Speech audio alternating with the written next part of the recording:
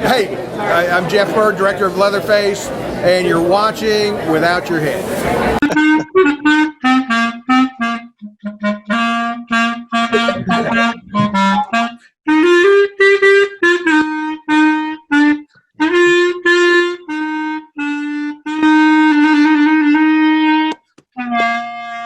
Yay!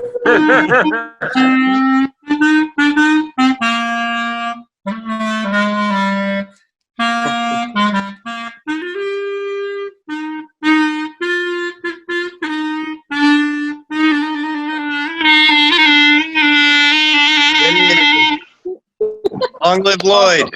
You're welcome. Fantastic. Good job. Very good, very Yeah. good. Yes. And Nick.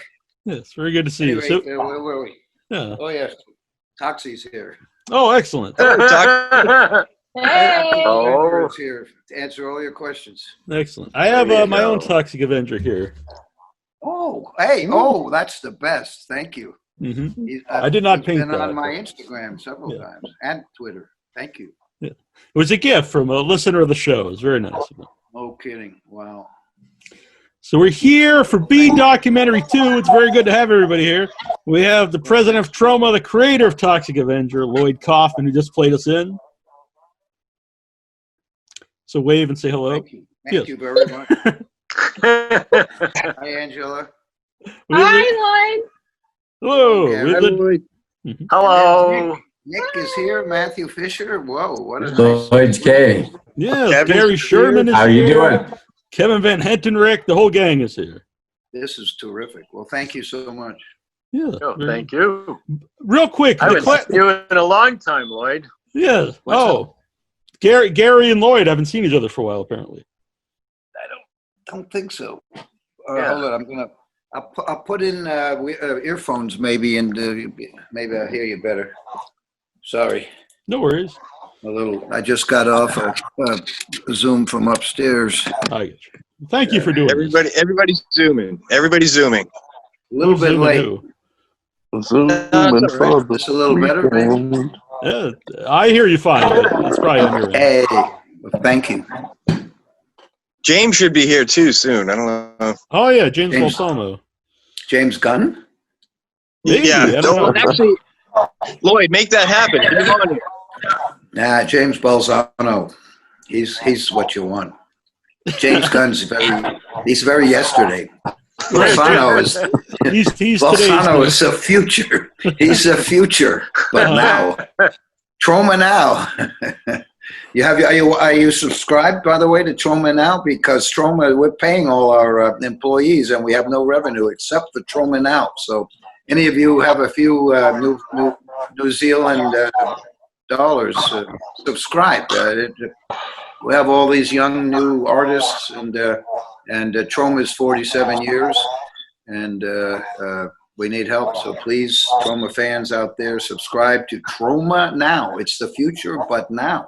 People like James Balsamo, whatever his name is. Yeah. Right. So subscribe.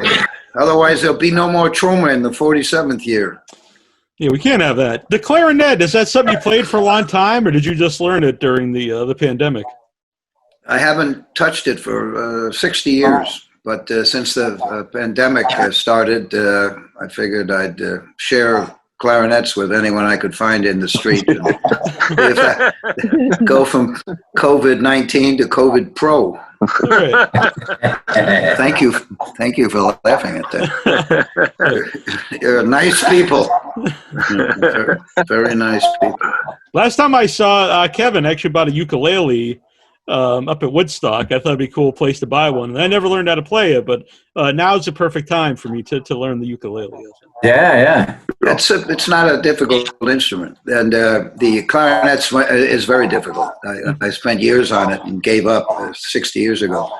But TROMA Now, there's other music. There's 1,000 movies. There's a lot of music videos. You won't see James Balsamo, but you'll see James Gunn. You'll see other people named James. Right. Rick James. What happened to Rick James? He was great. Rick James. He was super freak. Yep. I am only interested in an artist named James. That's a rule I have. But, yeah. Yeah. So, B documentary 2, we're here to talk about, and clarinets. Great. We can talk about Great. whatever we're cool about. But first of all, how would any of you guys define what a B movie is? It's kind of a broad term, I think. I think that definition keeps changing. I think I'm not sure I know what a B movie is today. Yeah, it's anachronism. It's an anachronism. The same way that people use watches in Shakespearean plays. Watches didn't exist. But there's no such thing as B movies anymore. They were assigned to double features. There would be a color, a Technicolor, or a CinemaScope or whatever, and then you'd have a black and white Western or something to go with it. And that's where the B picture was in fact that. And when I started with 1974 with TROMA, actually I started before that, but they would put our movies as B movies occasionally with the bigger, raunchier mainstream release. And our movies would always do better in the theaters back in the 70s than the mainstream movie. Yep, Deathline was the same way, Lloyd, actually. Deathline started as the B side of a double feature, and by the third day they switched it around and made Deathline the main feature, and the other picture became the B picture. Excellent, yeah. And then they dropped the other picture and they were running Deathline in both slots. That's great. Hell yeah. Well, unfortunately, go on. In those days, we're talking film now, too. We're not talking digital. Right, you're talking Did you 35 millimeter prints. Yes, well, that's right. We started with 16 millimeter. I did too. 1960, in the 60s, I started with 16. Yeah. But once we moved to 35 from 1971, we could compete because there wasn't the rules that prevent competition. Now there is no competition. It's all owned by the mainstream. Mainstream. It's a lot different. We all used to shoot 16 and then liquid gate it up to 35. Yes, yeah. We moved to 35 in the early 70s, but now it's much better, of course, with the DCPs. But now the theaters don't cooperate anymore. Was 35 millimeter better than 16? Was it more expensive, or did it have a different look? A lot more expensive, but it looked better. And what the heck? In those days we made 100 prints at a time. Once we got successful, make 135 millimeter prints and get 2,000 screens. Toxic Avenger, Class of Nukem High. For 20 years we were in demand, but unfortunately the whole industry became consolidated, and the rules that used to protect the public against monopoly have been done away with. And now you've got FCC in the United States, Federal Communications Commission, has vowed to get rid of net neutrality, so we're all major fucked. And that's why we started TROMA Now 5 years ago as a streaming service, because Amazon and Google were already demonetizing you and me and censoring, asking us to change our titles and censor our movies. So we migrated to TROMA Now, and there's over 1,000 movies there, and shorts and documentaries and music videos, as well as make your own damn movie lessons. Mm-hmm. So Angela, tune in. The first month is free, Angela. Okay. TROMA Now. Yeah. TROMA Now. And it's a good dating app too. Actually, people, they're all the subscribers. Whoa! She's my woman, by the way, Lloyd. You know this already. Yeah, I know that. That's Maybe that's how you guys met on TROMA Now. TROMA's got a dating app now. You throw my woman in there. Well, you meet cinephiles. People who really love movies and who are desperate. I mean, who I'm signing up now after you mentioned love Neil Jones. Neil Jones and TROMA Now. There you go. But I mean, Lloyd, back to the B documentary. The B documentary. Let's go back. Yeah, well, since the veteran filmmakers talked about, what the origins of B movie, what is Matt and Nick and Angela, what does B movie mean to you? Because probably it's a totally different meaning. Well, I'll go first, just because I want everybody to know that B documentary wasn't about people making B movies. I wanted to make a documentary. Lloyd jumped on right away, and it was more, I'm making a documentary. I'm not making a B movie, so. I knew if I wasn't a publicity whore, Al Sharpton would move in on your movie. So. Well, why are all these celebrities? What do all these celebrities have to do with James George's funeral? Why are they there? They didn't even know him. It's really bizarre. Anyway, go on, Nick. Yeah. Oh, Sorry. yeah, no, I hear what you're saying. No, but I mean, with the whole documentary thing, I wasn't making a B movie. It's not about people making B movies. No. This documentary of what I did was just, it's a B documentary because I couldn't afford to make it a gigantic budget. But that was the title that stayed with it, and that's how it is. A lot of good title. Everybody here right now or involved, you guys have done a lot of mainstream movies, not just B movies. I wouldn't even call anything B movies, but mine's a B documentary. And that's why that's what the title is. Well, it's got us talking. The title It's big deal. We're all talking. B movies. What was the origin of the title then? I know you wanted to make a documentary, but why use B documentary? Oh, I don't know. It just seemed like it was right. I couldn't think of anything else. I came up with crap like Kings and Queens of Horror and movie, I just come up with all the shit, and B documentary was the one that stuck with it. Yeah. Not because people made B movies, but just that's totally fun. I'm just curious. And did anyone I don't want to be in a movie called a documentary called B documentary because of the B? No, actually. I mean, anybody that backed out, a lot of people are really busy and they couldn't get involved. There were a couple of people that we had a couple issues, but nothing because of for being involved with B movies. No. Yeah. And when Lloyd was talking about 35 millimeter, 16 millimeter, and now everything's digital. How did that affect TROMA when things moved to digital, or just any of you guys? Well, I think the thing that really helped us was the fact that the multi-screened movie theaters came into vogue in the late '60s, early '70s, and there was a shortage of decent, entertaining movies, and the big studios were making garbage. They were stuck in a rut, basically, so we were able to do very well. And then video cassette came in, and since we had, in those days, over 100 negatives, suddenly people were taking us to lunch because they needed movies to go on HBO and fill up the stores, the shelves. Anything that moved would be welcome in the video stores. Yeah, I agree. I think more than anything else, the advent of VHS changed everything for us as filmmakers. I think that was a revolution that just changed things completely. The whole home video market and television, but the phosphorus screen made all the difference in the world. And then digital changed a lot of things, but and now with the internet, I mean, everything is completely different. It's a completely different kind of distribution system.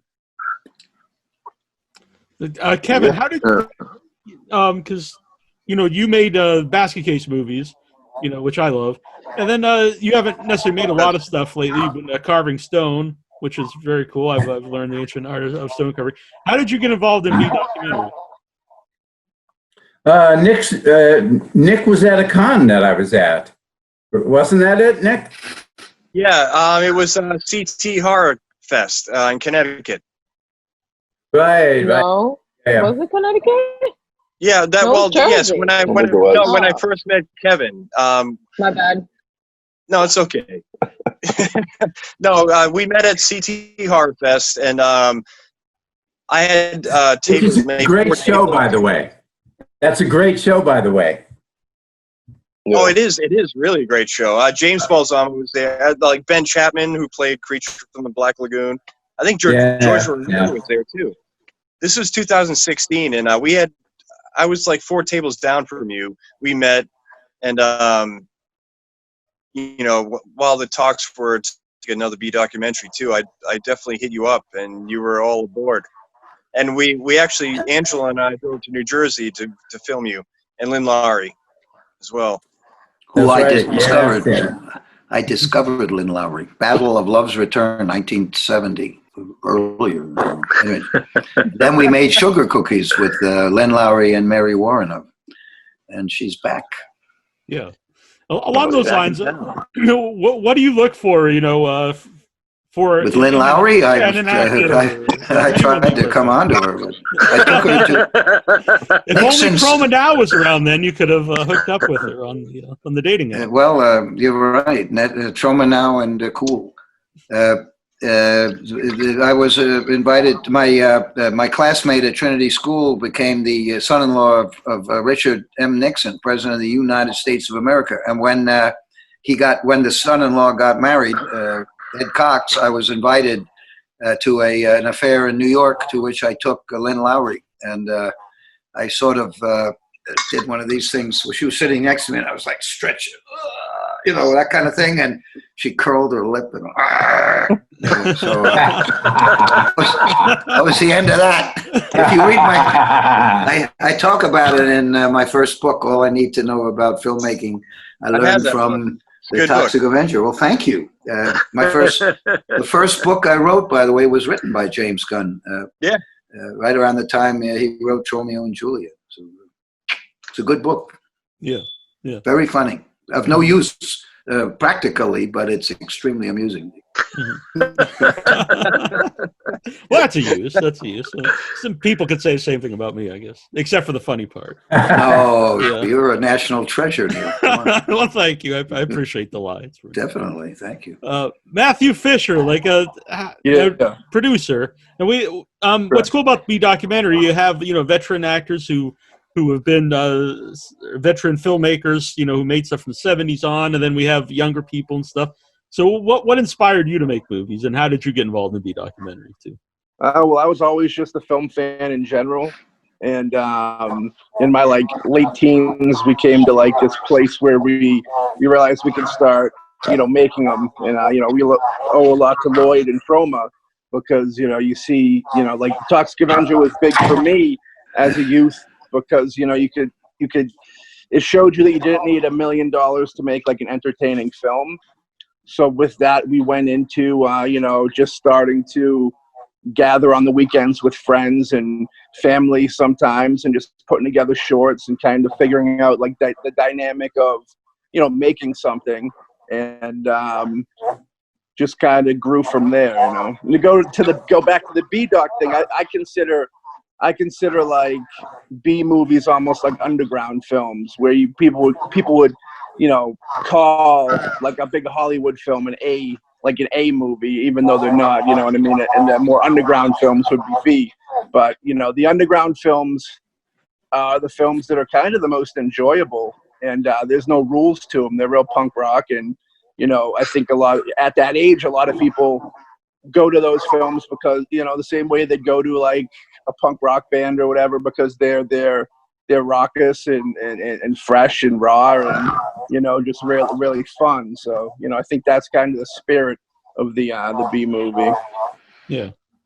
Very true, Matthew. Good point. The audiences, the audiences for what the mainstream want to call exploitation films.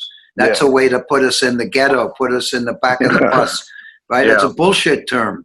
Exploitation film is a film that has Lady Gaga in it, because they're exploiting Lady Gaga, but that's an A film, right? Yeah. Exploitation is, every film is exploiting something. Right. You don't have Tom Cruise, and you can't spend an obscene $40 million on one bullshit actor, and you only have 200,000. maybe you're going to exploit the Toxic Avenger, or you're going to exploit Sergeant Kabuki Man NYPD, or exploit the nudity in men and maybe even women. But it's ridiculous. The problem is the mainstream tries to cut us off at the knees with all sorts of horseshit like the MPAA rating board, and then they muzzle the trade papers like Variety and Hollywood Reporter, which are basically company newspapers for the big monopolies, oligopoly rather, and we don't exist. We're like Russian dissidents. They take away the passport. We simply don't exist. The word TROMA, even though we've been around for, this was my 50th year of making movies. All right. Well, thank you.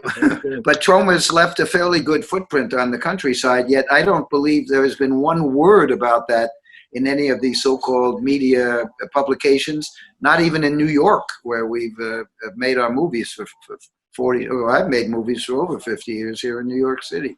And not a peep in any New York publication or New York media or anything. So it shows you the grip. What is TROMA? Trump likes to call, he uses the word domination a lot. The majors have dominated the media, and I think a lot of the reason we're having all these riots is because the major newspapers, when they come up with stuff, they come up with it 25 years too late.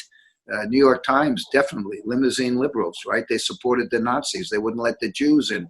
Finally, now the New York Times gets it, but it took them a long time. The New York Times came out against Martin Luther King. I was there. I was a cogent at the time. He made a speech about how Vietnam War was a way to kill black people, and the New York Times excoriated him for it. And now, of course, because they're worried about the protesters might come and smash their limousines, the editors of the New York Times are suddenly on board with oh yeah, we got to solve this, and oh yeah, blah, blah, blah, blah. Anyway, I'm just a bitter old man. Bitter old man. No, you got it.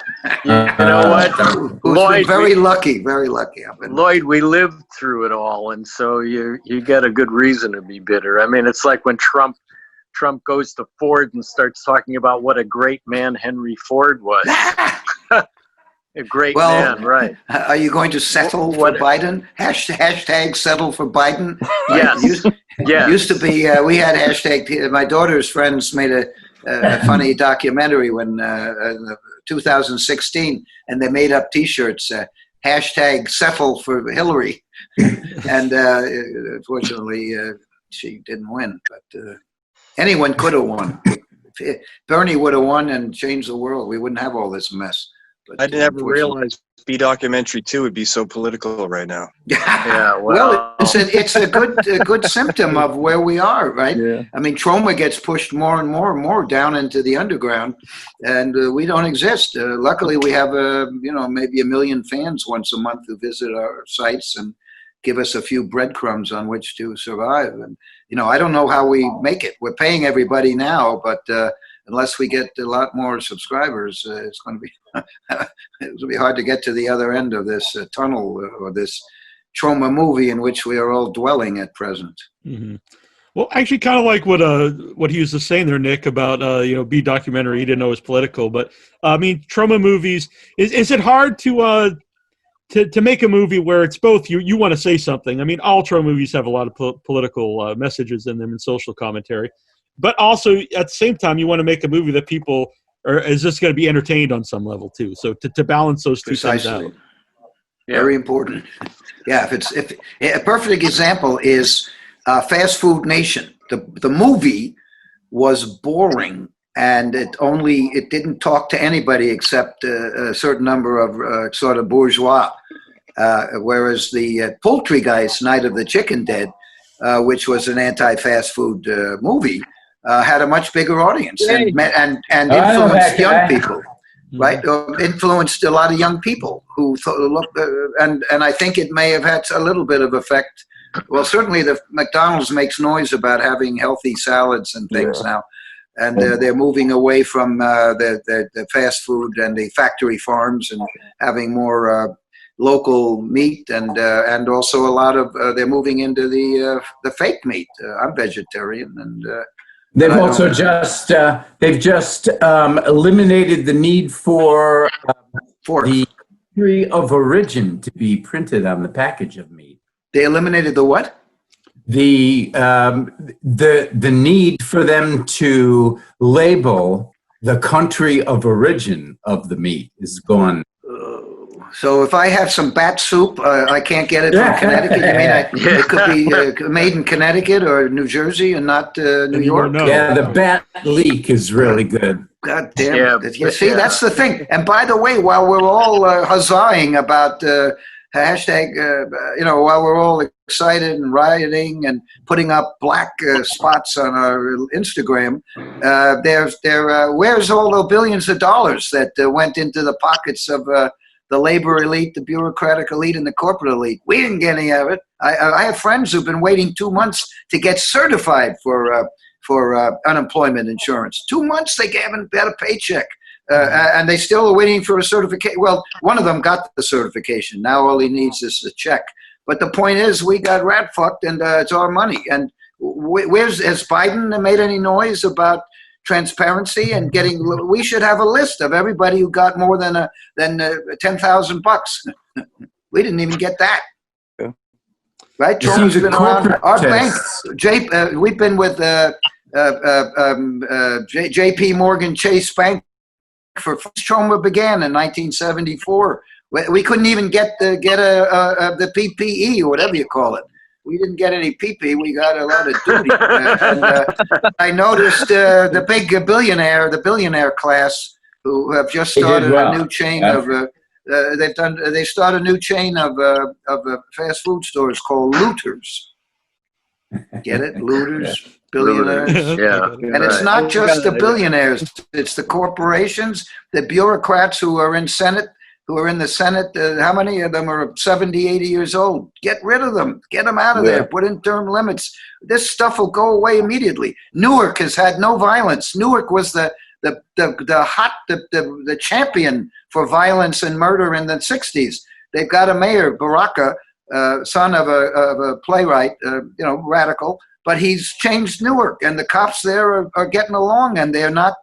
They've been defunded, I think, slightly, and they should be defunded more. But there's been no violence there because you have a mayor who's doing something instead of this bullshit mayor in Atlanta who's got a piece in the New York Times today about, oh, I have to worry about my son, and I'm black, and I'm blah, blah. Well, fuck you. Why didn't you do something when you got elected? You've been in for, if you're in for more than, you should do it immediately, right? Immediately, right? The first thing Hillary did, and I have to commend her for it, when she was, she wasn't elected, but she thought she was. She fought for universal health care immediately. It was like the first week or two she started yapping about it. Good for her. And where are these mayors? All of them beating their breasts. They have city councils. They have their own organizations. Defund the cops. Very simple, right? Follow what Baraka did in Newark. Would you see what Garcetti's doing in Los Angeles? He changed his whole budget. Not working. It doesn't seem to be working in Los Angeles. Well, it's just happening now. He just made a whole new announcement about it took him. How long has he been in? About 2 years. Yeah, fuckers. They're all full of shit. He's got the hair. He's got the $60 haircut, but that's about all I see there. The guy in Santa Cruz, maybe the sheriff there, or the cop, the main cop, the police chief, he seems to be on track for something good. But I mean, it's disgraceful. Now everybody's jumping on the bandwagon, which is good. The chief of police in Flint, Michigan, boy, what he did was just unbelievable. What did he do? I mean, he joined the protesters, and he brought all the police with him. There hasn't been a bit of violence at all in Flint, Michigan. And maybe Michael Moore is in Flint, Michigan. So, Michael lives in Traverse City now. He's from Flint, but he lives in Traverse City. Oh, okay. So not far from where I am right now. Nice. Now, by the way, that was a good intro here. James Balsamo has joined us. Hi, James. What's up, James? Hey, everybody. Hello, James. I sure walked into a shit show, huh? That was a fun welcome. Yeah, great timing, James. Great timing. Yeah. By the way, TROMA's latest movie is called #Shakespeare's Shitstorm. So, you're in the right place, maybe. Well, James, how did you get involved in B Documentary 2? How did I get involved in what? B Documentary Part 2. Through Nick Charles. Mm-hmm. I was honored to be asked. So thank you. Very good. Oh, thank you. James did a great job, and then we did some of his he did some comedy skits that we left at the end of Really, I didn't know James was into comedy skits. Oh, you just know this. He's a very serious actor. Yeah. So the movie's out now, and it's got all these handsome faces in it. I'm not in it, but. Oh, well, Neil's in part 3. You will be on the third Right. one. I am in the third one, right? He thought I was the Neil Jones from Dirty Dancing, and then he found out he got the wrong guy, and he didn't want to cut me Yeah, out. you. That was so wrong of you to do that, by the way. But you're in it. You're going to be in it. Yeah. James is going to do the introduction, right, James? You're going to do the introduction for B Documentary Part 3. Yeah, looking forward to it. I think he's just now finding out. He just found out. All right. Actually, all right. So how about? All right, please, can you do it? Oh, sure. Yeah, of course. That'd be honored. Good. You know, Lloyd's rant came in perfectly. Everybody's like cutting in and out now. That's. Oh, I see. I have it's working fine on my end, but perhaps James. Oh, okay. Yeah, I don't know. Yeah, I can hear everything. It's working beautifully. I can hear talk. Yeah. Well, how about Gary? I know we talked off air about Nick and Angela meeting him at a Brookline. So did you remember that? Well, yes, I was there at Coolidge. We were doing a tour for the new Deathline Blu-ray, and I was just walking through the lobby of my hotel when they grabbed me and dragged me into a conference room off the lobby and started filming me with a broken camera. That's so true. So what's going on here? So then you're like, oh, definitely we'll do this. I'll definitely be part of this. Yeah, I mean, I thought it was great. It was great to be kidnapped and then put on camera. I thought I was going to have to say things, you know.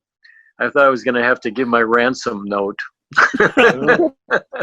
a video ransom note. Mm-hmm. So that's what B Documentary was to me. It was a ransom video note. I'm rethinking my involvement in the third one now. It's like, you know, when you get captured and they put you on the video camera and you have to say, "America's a terrible place," and you know, we shouldn't be doing what we're doing. That's not a B Documentary too. You didn't say that, B Documentary. It's in the B-roll. Yeah. It's in the director's cut. Yeah. In the director's cut. Yeah. Yeah. So what's his story with the broken camera? All right, so I had the camera that I used for B Documentary, and I'm sitting there with Matt. Angela's behind me, and Matt just kind of like shrugged my shoulder, like hit me a couple times, and then he kind of pointed at the part where it tells you where the battery is, and it was like on red. And we were just in with, I think it was the first question and a half, like halfway through the second question. And it crapped the bed. Luckily, with Angela's phone, we filmed it, and it sounded so much better. It looked so much better than the camera we used. So luckily, it all worked out. I was so embarrassed. I was like, we got Gary Sherman here, and I got to film him on a fucking phone. What are you working on now, Gary? What am I worried? I don't. You have something in the works? I did have until the coronavirus hit. I had like lots of projects going, and everything's just like But what Any favorite one? Well, yes, but I you know what? I can't really talk about that one. But it's very James close. Balsamo will do it before you even write it. He won't steal it. He'll do it before you write it. True. Well, let's he's put that it this good. way. He is that good. You know, I learned everything from you. unlike Oops. the very rare thing that happens is that I actually own the rights to Deathline. I own the underlying rights to Deathline, which is something that never happens anymore. But and I've been asked about 10 million times to do a remake of Deathline, and Guillermo del Toro said to me, "You remake Deathline, I kill you." Because it doesn't need to be remade, and I don't want to remake it. But somebody came up with the idea of doing Deathline as a television series, and we are really cool. dealing with that at the moment. And it's funny because last week I get an email from Netflix asking me if I'd like to sell the rights to Deathline because they'd like to develop it as a television series. And I said, too late. So they said, well, call us when you're ready. So we will. We'll call Netflix when we're ready. But and I've been just doing other, I've been traveling around doing a lecture or a master class about the practical effects of Poltergeist 3, which, we did all the effects in Poltergeist 3 are practical. So, and practical effects are really where it's at in horror. Horror shouldn't be digital effects. Horror should be practical effects. So I put together a master class about it, and I've been traveling. I've been doing it at universities and film festivals all over the world until the coronavirus hit. So right now we're actually working on setting it up as a Zoom webinar. So I hope to be online pretty soon with the master class, which will limit each class to like 100 people so that I can actually talk to everyone and answer questions like I do when we do it live. Right. Yeah. So, and I always think for, practical effects, like the weight's there, which you don't have the weight. Like, even if you don't notice, like, I think your eyes notice, your brain notices, like the weight's not there in digital or in CGI. And I also have a theory that, like, even bad practical effects are fun and have like a charm to them, where bad CG is just bad and it's not necessarily entertaining. Well, I mean, Poltergeist. And I'm not saying that yours is bad. I'm just saying in general. Yeah. No, I mean, Poltergeist 3, they're all magic tricks. Basically, it literally is smoke and mirrors. Notice Neil maybe just screwed up. Well, I was just trying to. I wanted to clarify. I didn't think I was insulting the man. Yeah. Well, when you get off of this, go watch Poltergeist 3. Oh, I've seen both. Yeah. I love Poltergeist 3. I love it. It's really good one, and I looked up on it, and there's so many cool stories about it. I don't know, like, so you're doing a documentary about Poltergeist 3? Sorry, I didn't.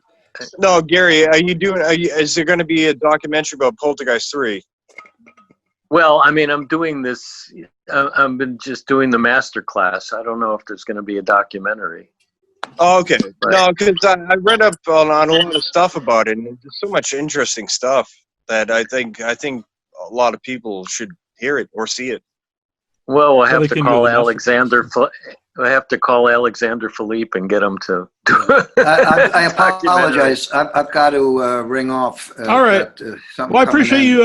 Appreciate you doing this and playing the clarinet again for us. Well, I have to go out and overturn some police cars. Okay. But I can play the clarinet briefly for you and play myself out if you'd like. Stay safe, Lloyd. Stay safe. I've got this amazing mask that allows me to go outside and applaud the workers every day at 7 o'clock for a clarinet, and it allows me to breathe and play the clarinet, especially in the protest. It's very essential.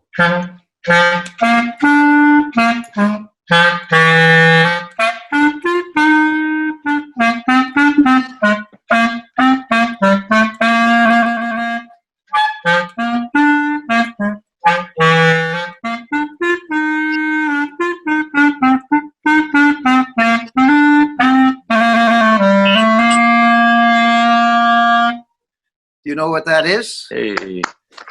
That's Prokofiev, gentlemen and ladies and gentlemen. Prokofiev from Peter and the Wolf, the cat. And he used to be called Kaufman-esque, but no more. Anyway, thank you very much. And stay safe, Lloyd. It's good to see you. Thanks again. Take care, Lloyd. Thank you. Keep making those movies, and power to you as the well. people. All right. Give art back to the people. That's what I say. Thank you. Bye. Bye. James, Neil, I was just Angela. sorry. I just wanted to ask, is Glenn supposed to be on? He's supposed to be on, yes. Yeah, I sent everyone the link. I didn't. Some people I didn't hear back from. Okay, just making sure. Yeah. Wow. It's all right. Hey, listen, as long as Lloyd was promoting stuff, I'll promote. Of course. Yeah. I didn't notice he was promoting anything. As you guys well know, I love working with young filmmakers and helping young filmmakers out. And what I've decided to do is actually to start reading scripts. People ask me to read scripts all the time, and I say no, because otherwise I'd have 10 million scripts to read. And also, nobody cares what you say if it's for free. And I've decided to set up a little thing where I will read people's scripts and then do a Zoom talk with them about their script instead of writing, because a lot of people say they're reading their script and they have a bunch of interns doing it. Mm-hmm. But I will read the script myself, and I will call you, and we'll talk for half an hour. And I'm going to charge for it. Mm-hmm. But what I'm going to do with the money is use the money for political purposes. And everybody knows my politics are fairly far to the left, so that's where the money's going to go. And so, anyways, anybody's interested in me reading their script, just email me at talk@GaryShermanFilms.com. Very cool. I like it. Yeah. And what is the program called? Scripts for People? No, it's just talk. I mean, it's just talk. It's just, I want to help people with their scripts, and I want them to take it seriously, and there'll be a nominal fee. And I will read their script and talk to them for half an hour on the phone about what I thought about the script. It's a nice idea. Yeah. So, and they'll know they're talking to me. So, anybody, it could be young filmmakers, it could be old filmmakers, whoever wants to talk about their script. Yeah. I'm willing to do that. Yeah. So that I can throw lots of money at my political candidates this November. I approve that as well. So did you have someone like that yourself, like a veteran filmmaker or anybody who helped you out when you were getting into filmmaking? Well, no, I mean, I worked with a whole bunch of different people. Well, actually, Jay Cantor was really my mentor. I mean, Jay Cantor, who at one time was like the biggest agent in Hollywood, as you probably know, he actually was the executive producer on Deathline, and he's the one who really gave me my shot, and he has mentored me. But he kept introducing me to people. It's, I mean, when I was in pre-production on Deathline, I met God, to me, who I thought was God, who was this little Polish guy named Roman Polanski. And it was an amazing. I hired Jeff Foote, who was one of the great British film editors, to do Deathline. And I mean, Jeff, the first picture Jeff did as an assistant editor was Jamaica Inn with Hitchcock. So I mean, he had quite a track record. And when I hired him, he was doing a picture out at I think it was at Pinewood Studio. So I drove out from London to Pinewood to meet him and have lunch with him. And I got there, and he was having lunch with Alistair McIntyre, who is one of the other great British film editors. And I said to Alistair, "Oh, what are you working on?" And he says, "Oh, I'm doing Macbeth." when my mouth dropped open and I said, Roman Polanski's Macbeth. And he said, you know any other Macbeth that's shooting at the moment? Anyways, I said, oh my God, you're working with Roman. He said, well, he's going to be here in about 2 minutes because we're having lunch. And anyways, in comes Roman Polanski, sits down at the table with us. And anyway, they didn't leave. We all sat together, and I got to talk to Roman Polanski for an hour and a half about being a film director. And also working with Donald Pleasance, because, you know, Roman had worked with Donald many times. And it was truly amazing. And when we were in the production office doing pre-production on Deathline upstairs, Robert Altman was preparing a picture, and Jay introduced me to Altman. And here's the best thing. Altman comes and he says, puts his arm around me and takes me into a corner and says, so you're directing your first picture, huh? I said, yeah. He said, I'm going to give you the real secret to being a film director. And I go, oh yeah, what's that? You know, I'm like, I'm 25 years old, and I'm, you know, here's Robert Altman, and he says, here's the real secret. He says, just stand there and make them think you know what the fuck you're doing.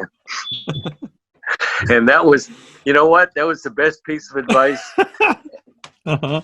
And it's absolutely true, man. You just got to fool everybody into thinking you know what the fuck you're doing. And, and that's it. But, you know, and Jeff Foote, who had cut all the early Bond films and boom, I mean, he was just such an incredible teacher for me.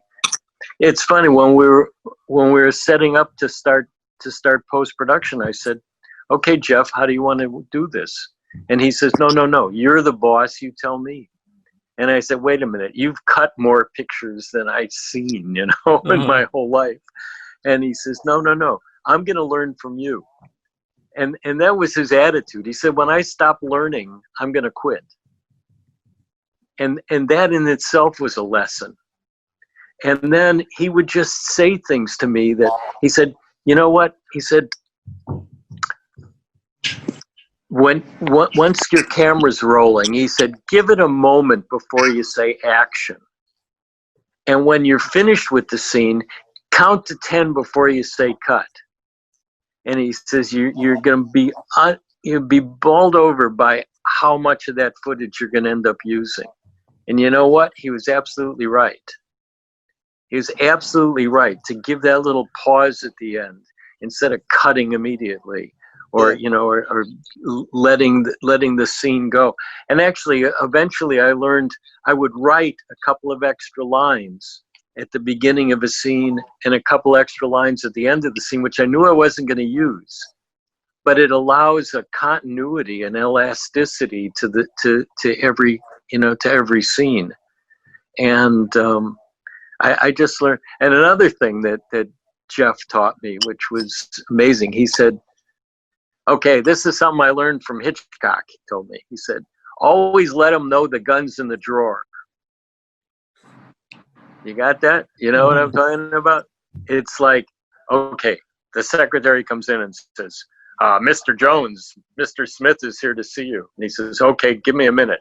Open the drawer, take out the gun, make sure it's loaded, put the gun back in the drawer, and now the guy comes in. Now you've set a tension for the scene. Mm-hmm. If you didn't know the gun was in the drawer, the scene would have no tension. But you know the gun's in the drawer. Yeah. And plus, it seems like a cop-out then if someone just pulls out a gun. Yeah, right. Right. But I mean, that's it's just a phrase. But when you think about it, it really helps you in trying to set up scenes, and so I was very lucky. And then I hired Alex Thompson, an Oscar-winning DP, to shoot Deathline. So on my first picture, it was like going to film school. I was surrounded by people who knew what they were doing. Mm-hmm. And then I just had to sit there like Robert Altman told me and pretend that I knew what I was doing. Yeah. And what can I say? Nearly 50 years later, people are still watching Deathline. So, yeah. It led me into a career that I'm very proud of. Should be. So, Yeah, it's awesome. Kevin, a friend of mine on Facebook told me that that they just signed you to be their lead in their new movie. Maybe you don't even know either. I don't know. I'm talking to a couple of people right now. Yeah. Everybody wants to do Basket Case 4. Of course. You have a continuing story.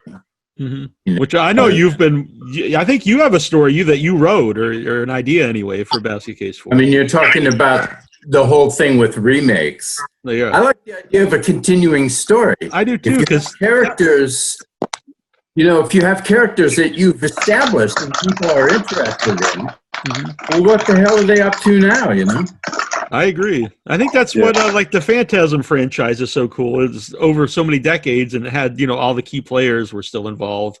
It wasn't rebooted or anything. But you know what? The television's doing that for us. Yeah, they bring back shows that have been all gone these for great years. series. I mean, you can take anything to series now. I mean, and it's great. I mean, you take an idea and you go week after week after week, or show after now. It's show after show after show. You just binge them. Yeah. And it's just amazing. I mean, you take like Ozark. Ozark could have been a single movie, but instead, here we are in the third season of it, and it's absolutely, and it just keeps growing. Or, Breaking Bad is the best example ever. Of that. I mean, Breaking Bad could have been a one-time feature film. Instead, it was a show that went on for 8 years? Yeah, 8 now seasons. we almost have a continuation of that same show, with Better Call Saul. Yeah, I can't wait for the next season of Better Call Saul. Me neither. It's amazing. Yeah. I love it. I mean, Breaking Bad into Better Call Saul is just amazing, and it just it's incredibly well done. I mean, the writing is fantastic. It's beautifully shot. The acting is superb. The characters are great. I can't think of anything bad to say about it. Can anybody? No, I've had independent, filmmakers on the show, and they told me that that's really the future of what you should try to make is a series, because there are so many platforms that need content, and a series obviously takes up more content than an hour-and-a-half movie. Yeah. Well, that's exactly why we're trying to set up Deathline as a series. I mean, there's a lot of story there. The story started in 1880 and goes to 1972. Well, a lot happened between 1880 and 1972. Yeah, and with so many platforms, I think it opens up to more like niche things. Like even Breaking Bad, I don't think when there was only 3 networks, they probably ever would have made a show about like a meth dealer. That probably just wouldn't happen. But since there's so many different places out there, it's like, hey, we'll give this a chance, because it's not going to be on NBC or something, but we'll give it a chance over here on our network, on our pay cable or basic cable. Yeah, well, AMC took a real shot at it, and AMC is they're really great at doing series about anti-heroes. I mean, you had Breaking Bad, which was about a meth dealer, and Mad Men, where you didn't like a single character in the show. Every character in the show was an asshole, and yet you came back and watched it every week. Definitely. James. What's going on? Yeah, James. Can you hear us okay now? I think so. Gary, I've had everybody else on the Zoom call in one of my films. They're going to have to get you in one of my new movies. Okay. Hell yeah. Bite School 2. Bite School 2. Yeah. We'll do it all together. What I want to specifically ask James, though, because in the B documentary, too, most people are saying, just go out there and make your own movie, like James says. You could do, even like Nick said, he filmed some of the movie on the phone and stuff. There's a couple people who contrast that. Joe Bob Briggs and Adam Green talk about should definitely go to film school. So I just like to get your opinion on that, because you talk about it in the documentary, but I think you're a perfect. You did go to film school, but you also went up there and just made your own movie. So you're kind of a combination of both of those. Yeah. Well, after taking out Lloyd Kaufman's trash for a year to film school, and I made my own movie, and then I fell into distribution where I had to keep making movies because I had a distributor that wanted content. So 18 feature films later, here I am still picking out film after film after film. And I make a lot of these films on the road. That's how I met Kevin. We did a show in Kansas, was it? I think it was Kansas City. Crypticon, right? Crypticon? Yeah, Crypticon. And, I met Matt and Nick in Boston. And Neil, we somewhere, right? I mean, we've known each other for a while. I think probably maybe at Bad Monster or maybe Days of the Dead, but at a convention, I'm sure. Yeah, right. So, I mean, I've been making these movies through traveling and stuff like that. So, film school, I really learned how to edit in film school. I learned the 180-degree rule before I was in film school, and really what I learned thousands of dollars later was how to cut. And so that really helped me. But now there's YouTube tutorials, and I think making films is more easier than it was with digital media. So I'm actually going backwards. I'm shooting my next project on 16 millimeter. So Really? Why did you make that decision? I don't think digital has the weight of film. Like, I filmed on Lloyd in film school, so shooting digital is a lot cheaper. But like a 18 feature film, I'm a cinephile. I love film and I love the look. I don't think making monster movies, which is primarily the monster, look good on a digital medium as it does with film. Like, you just get better weight to lighting and so much with a film camera. And so that's why I'm, Well, yeah. I mean, I agree. I mean, all of my films were shot on 35. Every one of my films, and my television, I've shot digital on television. But Missing Persons, when I did that series with Daniel Trivanti, we shot that on 16 millimeter because we wanted it to look like a documentary. And right. We wanted that documentary look, and so we shot on 16. And, then took the 16 to digital and did all our post-production digitally. Right. But, which is a nice look. I mean, you can really get a really nice look. And there's some great 16 millimeter cameras out there. Mm-hmm. Yeah. So, do you have a preference? An Ariflex? What do you like? I love Ariflex. I mean, I think Ariflex is just an amazing camera. We also used an Eclair.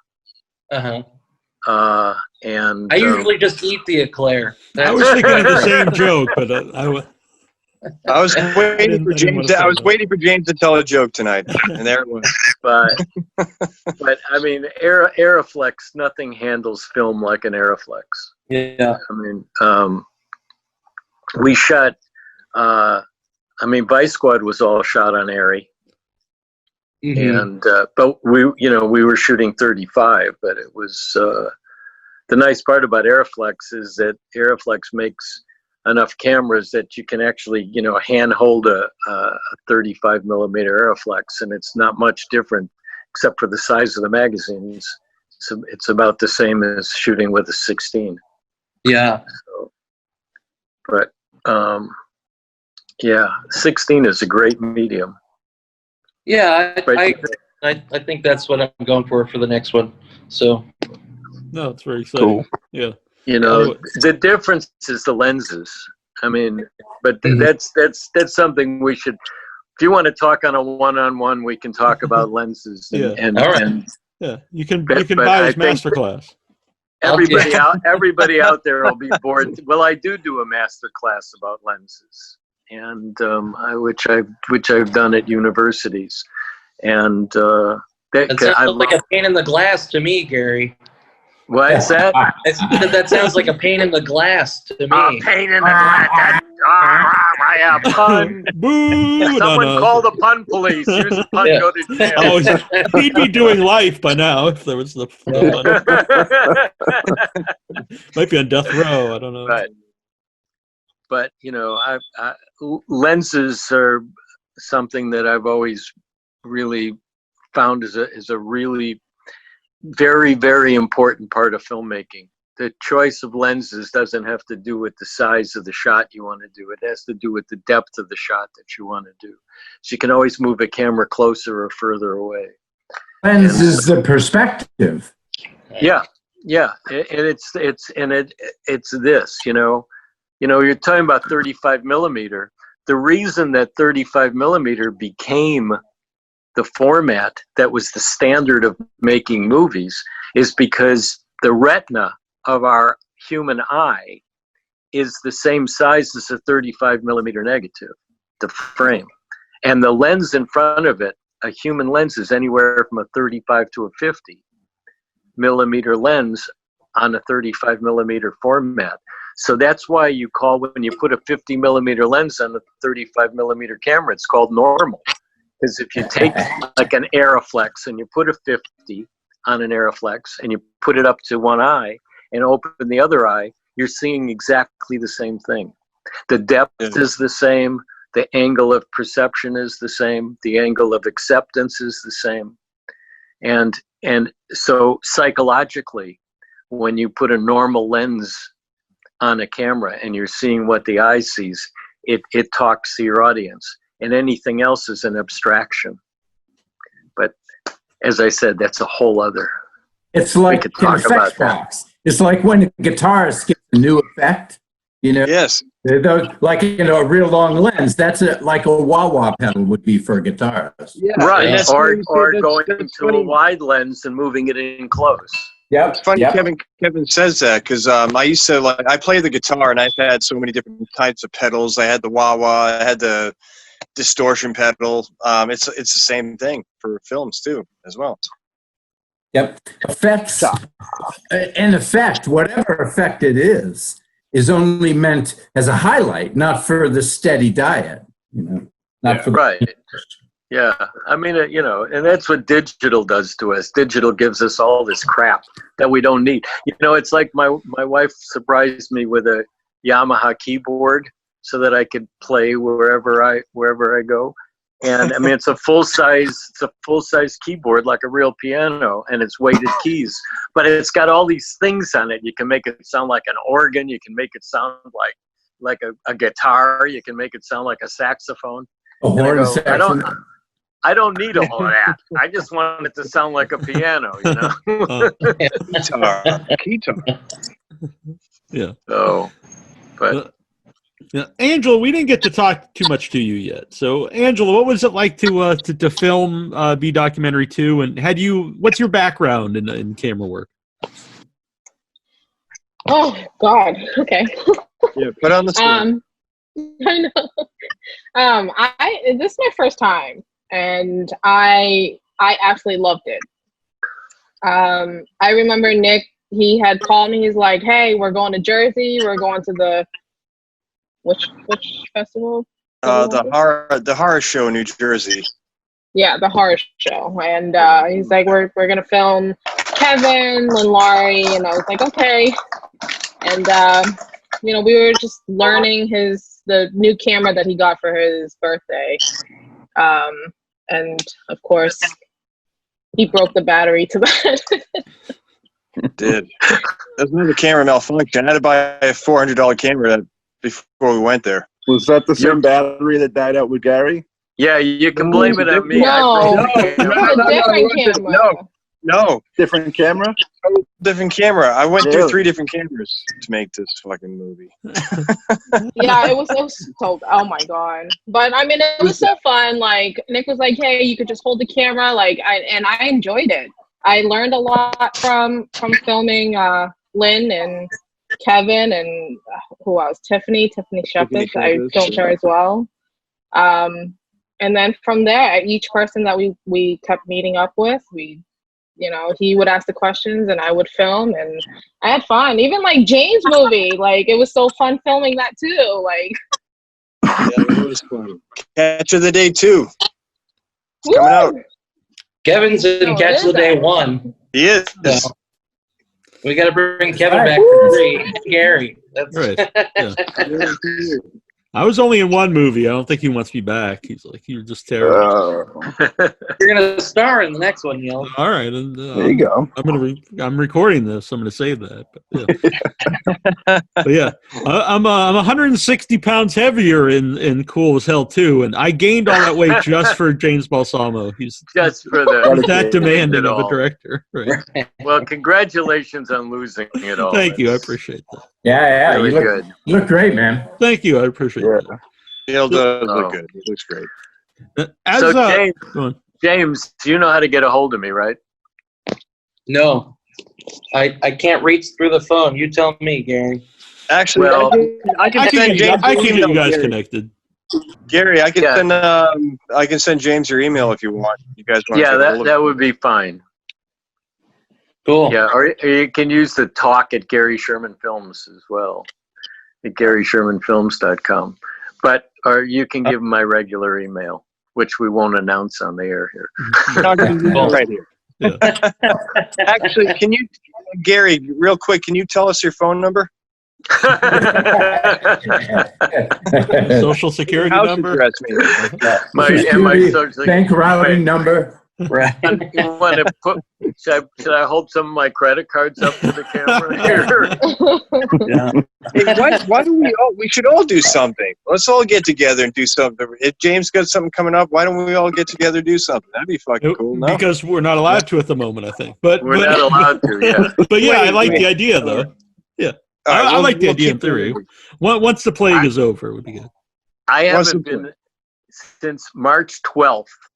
My wife is the only person that I've been in a room with. Oh, really? Since March 12th. Yeah, well, I don't want that virus. March 13th was my birthday, and it was like from there on, it was just the whole Corona stuff. Friday 13th, that was supposed to be my special day. Happy birthday. Special day, man. Oh. Well, we all had our birthdays messed up this year. Oh, everybody. Oh, yeah. Mine was in February, so it was just right before it all happened. So I actually had a nice birthday. Screw you, Neil.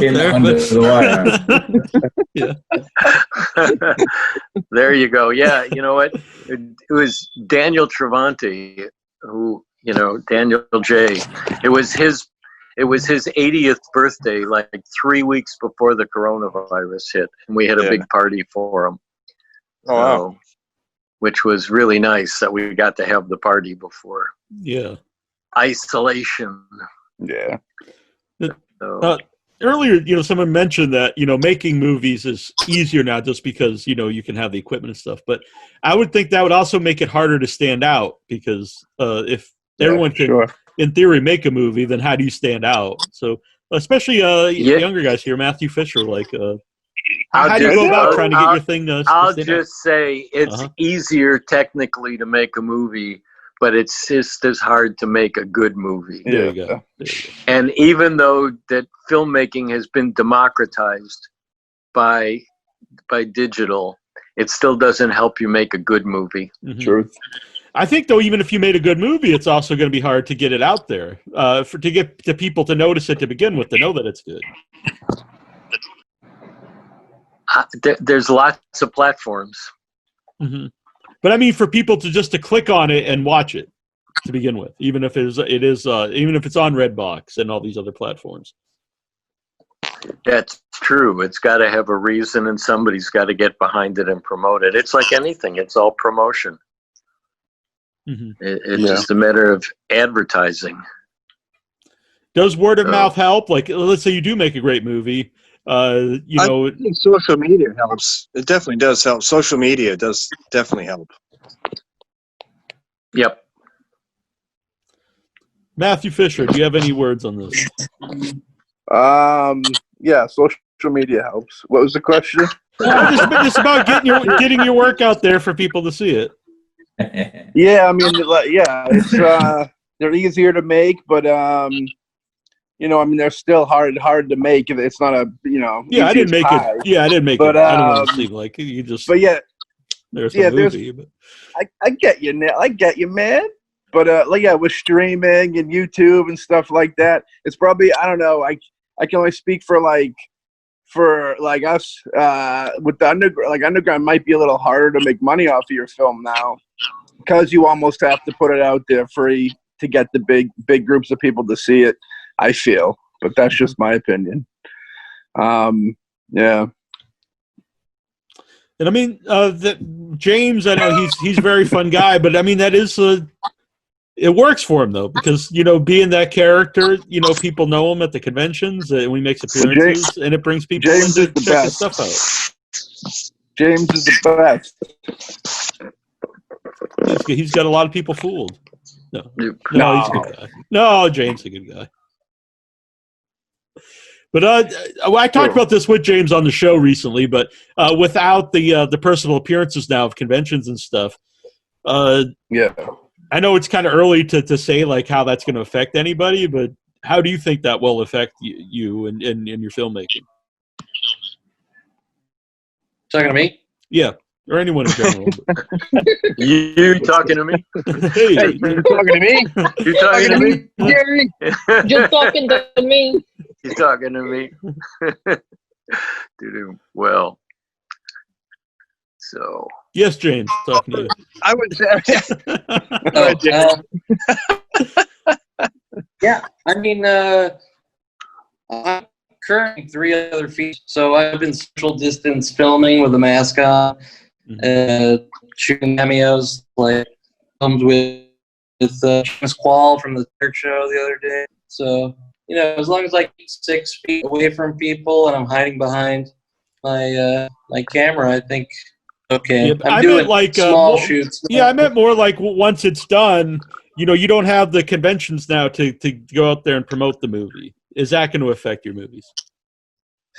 Oh yeah, I'm probably just going to do more digital advertising because I have the same distributor as Fox, and so my stuff goes Walmart, Best Buy, Barnes and Noble. So I just have to do a little more paid commercial advertising opposed to going at the trenches. Yeah. Once conventions come back, though, I assume they'll do pretty good, just with the fact that everybody's going to be wanting. I think more people will be wanting to get out there in public more and support artists again. You know what I mean? I think they'll be they'll be more appreciative of it because they lost it for so long that they'll be happy to have it back. Yeah. I think they'll be more supportive in that sense of it. Yeah. I hope you're right. I miss festivals and conventions. The main thing I miss is going, just going to the movies, but going to festivals, conventions. Yeah. So I'm going to have to leave you guys. I've got people trying to I get just a want hold of me. to. All right, I want to wrap this up. But anyway, it was great to you're the person I've never met before, so it's very cool to meet you, Gary. It was nice to meet you. All right. Kevin, Gary, James, Matt, Angela, thank you so much. Thank goodness. It's good to talk to everybody. I didn't mean to break up the party, but God damn it, Gary! It's all my fault. Well, I do want to ask Nick one last question. So, if you want to take off, that's cool. And that is, you said B documentary 3. Your next one will be the last one. Why is it the last of the B documentaries? I just think it's time to move on from it. I mean, I've just like sitting with everyone here tonight and prior and going forward. We got Joe Estevez, Debbie Rashawn. We get a lot of Archall Jr. I don't know. I think it's just time to move on from it. I love doing it. A lot of traveling, a lot of planes, trains, and automobiles. But I think this is it, and just going forward. I'm very, very happy with what I've done. Mm-hmm. I just think it's time to do something different. Well, what do you see in the future?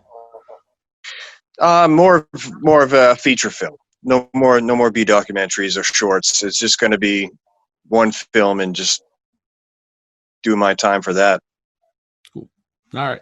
And Matt, what do you have coming up? Me? I got a feature we're hoping to do before the COVID came to town, so we're going to hopefully get that going again. And just continue making movies and putting them out and hoping for the best, Neil. You know how it is. Excellent. Yeah. I've not been in a Mathew Fisher movie. You're in the next movie. Huh? We got you. Don't worry. Right. Very good. All right. Oh yeah. Yeah. James Balsamo, you can watch a whole interview I did with him last week, so you can find out all the stuff he's got coming out. But if you didn't see that, where can people find what James Balsamo's up to? Go to acid-bathproductions.com or find me on the internet, James Balsamo, how to be your friend. Or get my books, Total Punishment and Puns of Peril, available at Barnes & Noble. Uh-huh.